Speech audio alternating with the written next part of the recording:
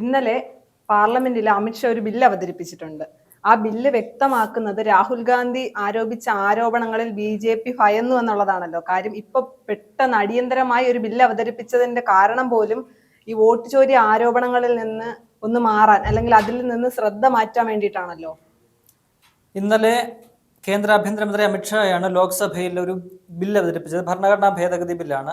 പുറമേ നോക്കുമ്പോൾ വളരെ മികച്ച ഒരു ബില്ല് എന്ന് നമുക്ക് സാധാരണക്കാർക്കെല്ലാം തോന്നും. ആ ബില്ലിന്റെ ഉദ്ദേശശുദ്ധി എന്ന് ബി.ജെ.പി. പറയുന്നത്, അല്ലെങ്കിൽ ബില്ല് എന്തിനാണെന്ന് പറയുന്നത് 5 വർഷത്തിലധികം തടവ് ശിക്ഷ കിട്ടാവുന്ന കുറ്റങ്ങൾക്ക് ഏതെങ്കിലും മന്ത്രിമാരോ കേന്ദ്രമന്ത്രിമാരാകാം, അല്ലെങ്കിൽ സംസ്ഥാന മന്ത്രിമാരാകാം, മുഖ്യമന്ത്രിമാരാകാം, ഈവൻ പ്രധാനമന്ത്രി വരെയാകാം, ഇവരിൽ ആരെങ്കിലും ഇത്തരത്തിലുള്ള ഒരു കേസിൽ അറസ്റ്റ് ചെയ്യപ്പെട്ട് റിമാൻഡിലായി ഏതാണ്ട് 30 ദിവസത്തിലധികം തുടർച്ചയായിട്ട് 30 ദിവസത്തിലധികം ജയിലിൽ കിടക്കേണ്ടി വന്നാൽ അവർക്ക് സ്വാഭാവികമായിട്ടും അവരുടെ ഈ മന്ത്രി പദവി നഷ്ടമാകുന്ന ഒരു ബില്ലാണത്. അത്തരത്തിൽ ഒരു നിയമം കൊണ്ടുവരാനുള്ള ഒരു ബില്ലാണ് ഇത്. അത് നമുക്ക് നോക്കുമ്പോൾ എന്തായാലും അഴിമതിക്കെതിരായ ഒരു പോരാട്ടം എന്ന നിലയിലൊക്കെ നമുക്ക് വ്യാഖ്യാനിക്കാൻ കഴിയും. പക്ഷേ അതിന്റെ ജനാധിപത്യ വിരുദ്ധതയും പാർലമെന്ററി ജനാധിപത്യത്തെയൊക്കെ തന്നെ തൂത്തെറിയുന്ന തരത്തിലുള്ള ഫെഡറൽ സംവിധാനത്തെ, രാജ്യത്തെ ഫെഡറൽ സംവിധാനത്തെയൊക്കെ നോക്കൂത്തിയാക്കുന്ന തരത്തിലുള്ള ഒരു അജണ്ടയാണ് ബി.ജെ.പിക്ക് ആ ബില്ലിന് പുറകിലുള്ളത്. അത് ആ ബില്ലുമായി ബന്ധപ്പെട്ട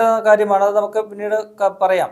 പക്ഷേ ഈ ബില്ല് വന്ന ഒരു സന്ദർഭം, അതാണ് നമ്മൾ ഏറ്റവും പ്രധാനമായിട്ടും കാണേണ്ടത്.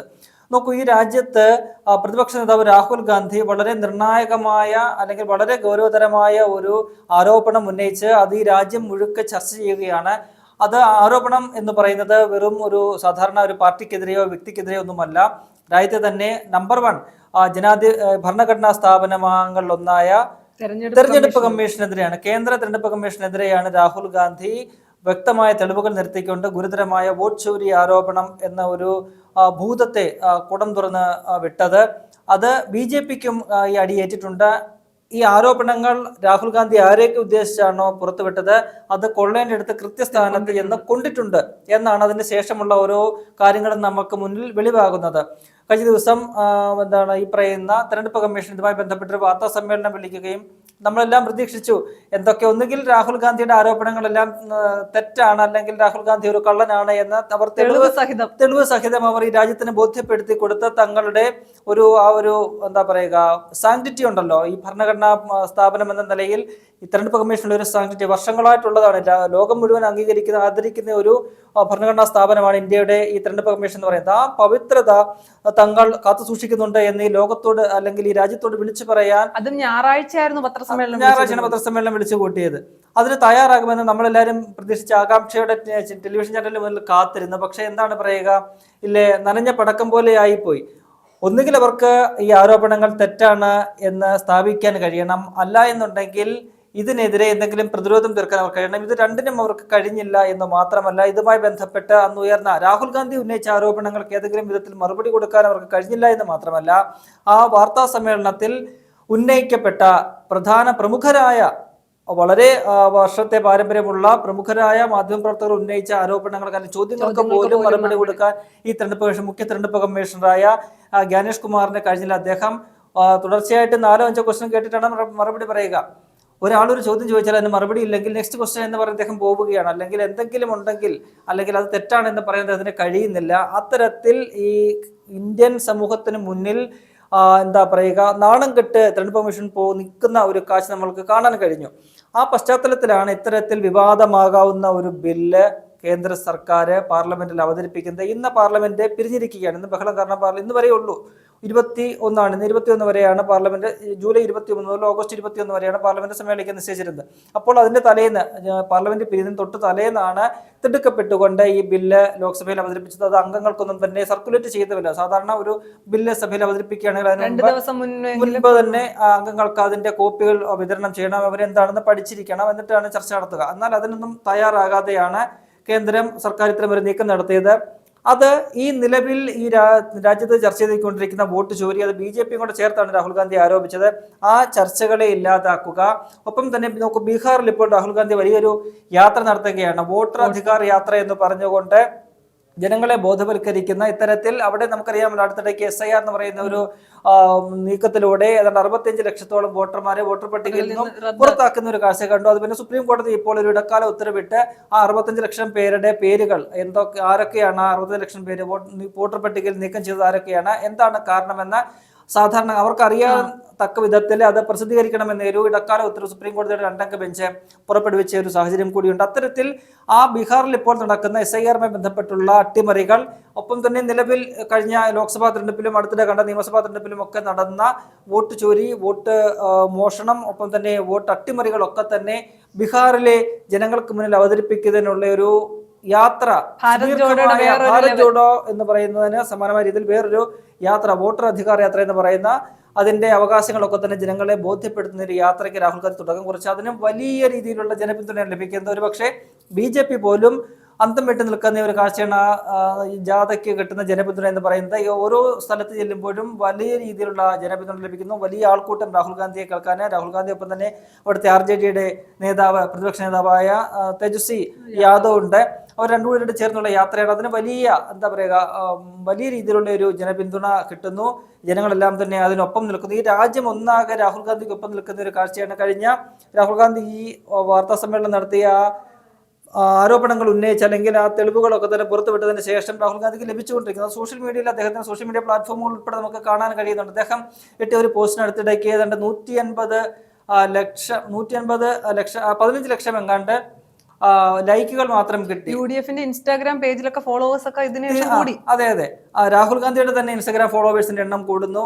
അന്ന് പ്രധാനമന്ത്രി മോദി ഇട്ട ഒരു പോസ്റ്റിന് ഏതാണ്ട് 424K ഒക്കെ ആണെങ്കിൽ ഇത് 1500K ലൈക്കുകളാണ് രാഹുൽ ഗാന്ധിയുടെ ഒരു വീഡിയോയ്ക്ക് ലഭിക്കുന്നത്. അത്തരത്തിൽ രാഹുൽ ഗാന്ധിയെ ജനങ്ങൾ ഏറ്റെടുക്കുന്ന ഒരു കാഴ്ചയാണ് കണ്ടുകൊണ്ടിരിക്കുന്നത്. അതിന്റെ ഒരു ഭാഗമാണ് ബീഹാറിലെ ഇപ്പോൾ ഈ പറയുന്ന വോട്ടർ അധികാർ യാത്രയിലും കാണാൻ കഴിയുന്നത്. ജനങ്ങൾ ഒന്നടങ്കം രാഹുൽ ഗാന്ധി ഒപ്പം നിൽക്കുന്നു. നിരവധി പരാതികളുമായിട്ട് സാധാരണക്കാർ രാഹുൽ ഗാന്ധിയെ സമീപിക്കുന്നു. അവർക്ക് ഒരു പ്രതീക്ഷയാണ് രാഹുൽ ഗാന്ധി എന്നൊരു തോന്നല് ഉണ്ടാവുകയാണ്. കാരണം നമുക്കറിയാം പ്രധാനമന്ത്രിയും രാഹുൽ ഗാന്ധി തമ്മിൽ കമ്പയർ ചെയ്യുകയാണെങ്കിൽ അദ്ദേഹം മാധ്യമങ്ങൾക്ക് മുന്നിൽ പോലും വന്നു കമാൽ ദർശനം മിണ്ടാത്ത ഒരു വ്യക്തിയാണ്. പക്ഷെ രാഹുൽ ഗാന്ധി മാധ്യമങ്ങൾ ചോദിക്കുന്ന അവസാന ചോദ്യത്തിൽ മറുപടി പറഞ്ഞു. അതെ ഒരു വാർത്താ സമ്മേളനം വിളിച്ചു കഴിഞ്ഞാൽ അദ്ദേഹം അതിന് പ്ലാൻഡ് ആയിട്ടാണ് വരിക. A to Z ആർക്ക് ചോദിക്കാനുണ്ടോ അവരുടെ എല്ലാം ചോദ്യങ്ങൾ എടുത്ത് അതിലെല്ലാം വ്യക്തമായ മറുപടി പറഞ്ഞിട്ട് ശേഷം മാത്രമാണ് അദ്ദേഹം പോവുക. അതിൽ എത്ര ചോദ്യം വേണമെന്നുള്ള ആർക്കും ചോദിക്കാം, ആർക്ക് വേണ്ട എന്ത് ചോദ്യം ചോദിക്കാം, അതിനൊക്കെ അദ്ദേഹം മറുപടി പറയാൻ മറുപടി ഇല്ല എന്ന് പറഞ്ഞ് ഒഴിഞ്ഞു മാറാറില്ല. അങ്ങനെ ഒരു വ്യക്തി, ജനങ്ങൾക്കൊപ്പം നിൽക്കുന്ന വ്യക്തി, നമുക്കറിയാം. അല്ലാതെ തന്നെ അദ്ദേഹത്തിന്റെ ഈ രാഷ്ട്രീയ പ്രവർത്തനം എന്ന് പറയുന്നത് ഓരോ മേഖലകളിൽ ഇറങ്ങി ചെന്നിട്ട് അദ്ദേഹം നമുക്കറിയാം ഡൽഹിയിലെ ചേരികളിലാകട്ടെ അല്ലെങ്കിൽ തൊഴിലാളികൾക്കിടയിലാകട്ടെ അത്തരത്തിലുള്ള സാധാരണക്കാർക്കിടയിലൊക്കെ തന്നെ ഓരോ വിഭാഗങ്ങൾക്കിടയിലും ഇറങ്ങിച്ചെന്ന് അവരുടെ പരാതികൾ കേൾക്കുക, അവരുടെ പ്രശ്നങ്ങൾ എന്താണെന്ന് പഠിക്കുക. അവരിൽ ഒരാളായിട്ട് മാറിക്കൊണ്ട് ആ പ്രശ്നങ്ങൾ പഠിച്ചുകൊണ്ട് അതിന് പരിഹാരം കാണാനുള്ള നീക്കം അദ്ദേഹം നടത്തുന്നത്. അതിന്റെയൊക്കെ വീഡിയോകൾക്കൊക്കെ വലിയ രീതിയിലുള്ള ഒരു പിന്തുണയാണ് സോഷ്യൽ മീഡിയയിലൊക്കെ ലഭിക്കുന്നത്. അപ്പോൾ അത്തരത്തിലുള്ള ജനകീയനായിട്ടുള്ള അല്ലെങ്കിൽ ജനങ്ങൾക്കിടയിൽ നിൽക്കുന്ന നമ്മളെ ഈ കാലത്ത് ദേശീയ തലത്തിൽ കാണാൻ കഴിയാത്ത തരത്തിലുള്ള ഒരു രാഷ്ട്രീയ പ്രവർത്തനമാണ് രാഹുൽ ഗാന്ധി നടത്തുക. അദ്ദേഹം പരാജയപ്പെടുന്നുണ്ടാകാം, പലയിടത്തും പരാജയപ്പെടുന്നുണ്ടാകാം. പക്ഷേ അതിനൊക്കെ ആത്യന്തികമായ ഒരു വിജയം കാണും എന്ന് തന്നെയാണ് അദ്ദേഹം പ്രതീക്ഷിക്കുന്നത്. ഒരു തെരഞ്ഞെടുപ്പിൽ തോറ്റതുകൊണ്ടൊന്നും തന്റെ പോരാട്ടങ്ങൾ അവസാനിക്കുന്നില്ല എന്ന് അദ്ദേഹം വിളിച്ചു പറഞ്ഞുകൊണ്ടാണ് ഇത്തരത്തിലുള്ള പോരാട്ടമായിട്ട് മുന്നോട്ട് പോകുന്നത്. അപ്പോൾ ആ പോരാട്ടങ്ങളെയൊക്കെ നിഷ്ഫലമാക്കുക, ആ പോരാട്ടങ്ങളുടെ എന്താണ് അതിന്റെ ഒരു കോസ് അല്ലെങ്കിൽ അതിന്റെ ഒരു ലക്ഷ്യം എന്താണ് എന്നത് രാജ്യം ചർച്ച ചെയ്യാതിരിക്കുക, ആ ചർച്ചകളെയൊക്കെ തകിടം മറിക്കുന്നതിന് വേണ്ടിയിട്ടാണ് ഈ പറയുന്നത് പോലെ ഇന്നലെ തിടുക്കപ്പെട്ടൊരു ബില്ല് കൊണ്ടുവരുന്നു. അതിനെതിരെ സ്വാഭാവികമായിട്ടും പ്രതിപക്ഷത്തെ പ്രകോപിപ്പിക്കുക എന്നതാണ് BJP ലക്ഷ്യമിട്ടത്. അത് തന്നെയാണ് സംഭവിച്ചത്. അവര് ആ ബില്ലിനെ എതിർത്തു. തൃണമൂൽ കോൺഗ്രസിന്റെ അംഗങ്ങൾ ആ ബില്ല് കീറി അവതരിപ്പിച്ച് അമിത്ഷായുടെ മുഖത്ത് തന്നെ എറിഞ്ഞു.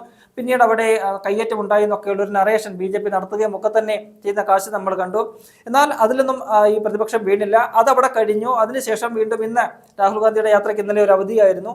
ഇന്ന് വീണ്ടും ബീഹാറിലെ യാത്ര പുനരാരംഭിച്ചിരിക്കുകയാണ്. അത് വലിയ വിജയകരമായിട്ട് മുന്നോട്ട് പോകുന്നു.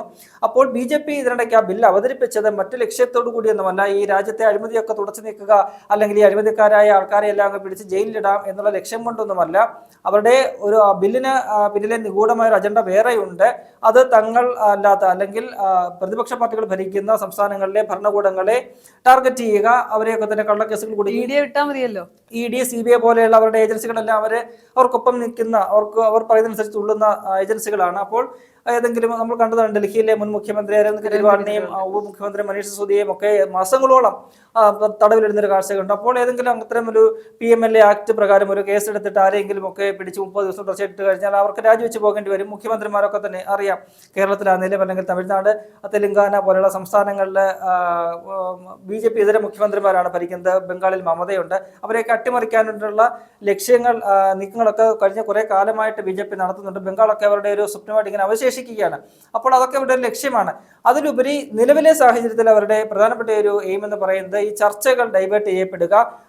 രാഹുൽ ഗാന്ധിയെ കേന്ദ്രീകരിച്ച് നടക്കുന്ന കേരളത്തിലാകട്ടെ ഇന്ത്യയിലാകട്ടെ തന്നെ എല്ലാ മാധ്യമങ്ങളും അതിനുശേഷം രാഹുൽ ഗാന്ധിയുടെ തെളിവുകളൊക്കെ തന്നെ അല്ലെങ്കിൽ വെളിപ്പെടുത്തലൊക്കെ തന്നെ ശരിയാണെന്ന് സമർത്ഥിക്കാൻ വേണ്ടിയിട്ട് നിരവധി ദേശീയ മാധ്യമങ്ങൾ ഇറങ്ങി അവർ ചെയ്യുന്ന അതെല്ലാം സത്യമാണ് തെളിയിക്കുന്ന ഒരു കാഴ്ച നമ്മൾ കണ്ടു. അപ്പോൾ അതിൽ നിന്നുമൊക്കെ ഡൈവേർട്ട് ചെയ്തുകൊണ്ട് ശ്രദ്ധ തിരിച്ചു വിടുക, ഒന്നും അല്ലാതാക്കുക. രാഹുൽ ഗാന്ധിയും കോൺഗ്രസും ഉന്നയിച്ച ആരോപണങ്ങൾ ജനങ്ങൾക്കിടയിൽ അല്ലെങ്കിൽ ഈ എന്താ പറയുക മുഖംമൂടി കൊണ്ടുവന്ന് ഈ ഒരു ബില്ല് കൊണ്ടുവന്ന് അതിനെ മൂടിക്കളയാം എന്ന ലക്ഷ്യമായിരുന്നു BJPക്ക് ഉണ്ടായിരുന്നത്.